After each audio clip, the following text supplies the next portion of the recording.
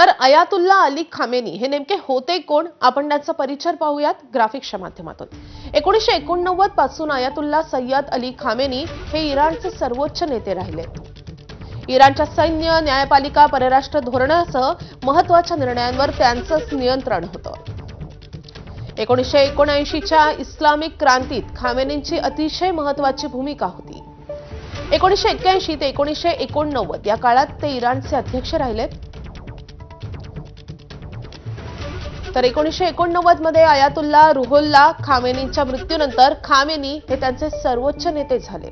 खामेनींचे पूर्वज हे मूळचे उत्तर प्रदेशच्या बाराबंकी जिल्ह्यातल्या किंतूर गावचे आहेत।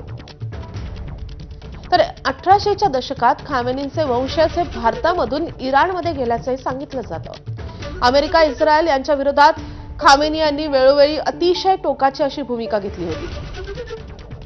त्यांच्या कारकिर्दीत इराणचा अणु कार्यक्रम राबवण्यात आला। पश्चिम आशियातील प्रभाव त्यांचा कमालीचा वाढला।